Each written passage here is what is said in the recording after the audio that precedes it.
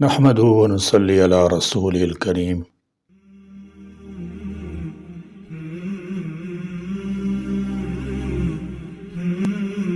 فإن آمنوا بمثل ما آمنتم به۔ قرآن کریم نے یہاں لفظ مثل استعمال فرمایا ہے۔ مثل کی دو قسمیں ہیں، ایک ہوتا ہے مثل بالکیفیت اور ایک ہوتا ہے مثل باکمیت۔ کیفیت اور کمیت کا معنی کیا ہے؟ ایک برابر ہونا ہے مقدار میں اور ایک برابر ہونا ہے کیفیات میں۔ برابری کیفیت میں الگ چیز ہے اور برابری کمیت میں الگ چیز ہے۔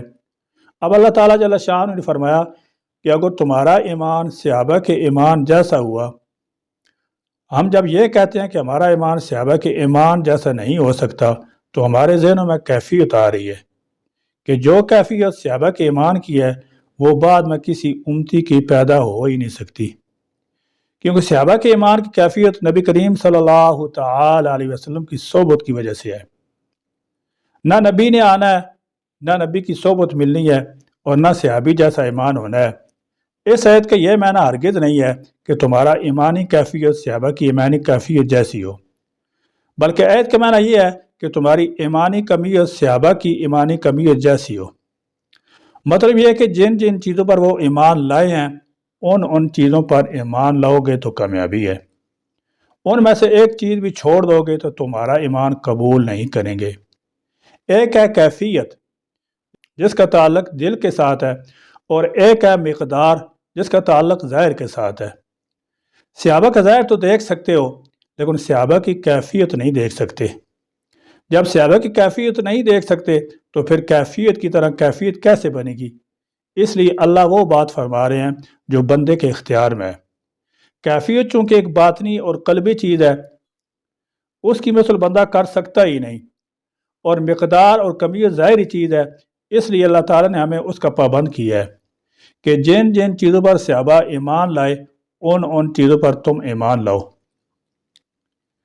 پیغمبر کی ذات معصوم ہے، اللہ اپنے نبی کو گناہ سے بچاتے ہیں اور صحابہ محفوظ ہیں۔ محفوظ کا معنی یہ ہے کہ صحابی سے گناہ ہو جاتا ہے لیکن اللہ تعالیٰ اس کے نامہ اعمال میں باقی رہنے نہیں دیتا۔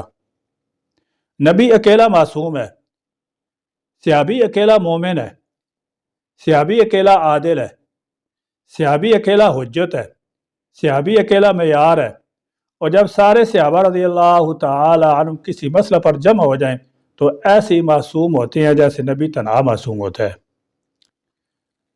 صحابہ رضی اللہ تعالی عنہم تنقید سے بالاتر ہیں۔ تنقید سے بالاتر ہونے کا معنی یہ ہے کہ ان پر تنقید ہو ہی نہیں سکتی۔ اس کی وجہ یہ ہے کہ دنیا میں تنقید کی بنیادیں دو ہیں، تنقید کی بنیاد عقیدہ یا تنقید کی بنیاد عمل۔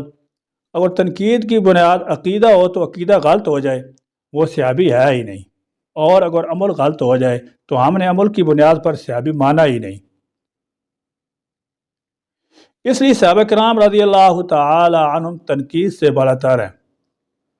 گائے گائے ٹی وی چینلوں میں صحابہ کرام رضی اللہ تعالی عنہ اجمعین اور اہل بیت اعظام رضوان اللہ تعالی علیہم اجمعین کے بارے میں نفرت انگیز باتیں نشر کی جاتی ہیں۔ ہم قانون پر مکمل یقین رکھتے ہیں اور قانون ہاتھ میں لے کر ملک کو داخلی انتشار میں نہیں دھکیلتے، بلکہ تمام ملکی انتظامی معاملات میں قانون کی مکمل بالادستی چاہتے ہیں۔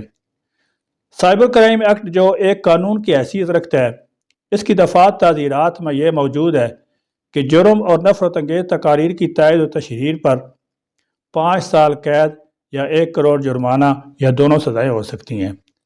عدالت از خود اس واقعے کا نوٹس لیتے ہوئے مذہبی منافرت پھیلانے والے عناصر کو قانون کے کٹہرے میں لائے اور قانون کے مطابق قرار واقعی سزا دے، تاکہ ملک میں اہل اسلام کی مقتدر شخصیات کا تقدس پامال نہ ہو۔ پاکستان کے عوام سے میری گزارش ہے کہ آئین ہمیں پرامن احتجاج کا حق دیتا ہے۔ ایسے معاملات میں احتجاج کے لیے Pakistan electronic media regulatory authority PEMRA کے نام سے ادارہ موجود ہے۔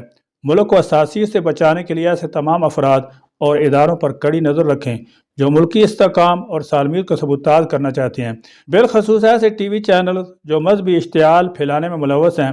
آپ اپنا احتجاج ریکارڈ کرا سکتی ہیں تاکہ پیمرا قانونی طور پر انہیں ضابطہ اخلاق کا پابند بنائے۔ اللہ کریم ہم سب کو صحابہ اہل بیت کرام رضی اللہ تعالی عنہم سے سچی محبت عطا فرمائے۔ آمین بجاہ النبی الکریم صلی اللہ تعالی علی خیر خلقی اصحابی اجمعین۔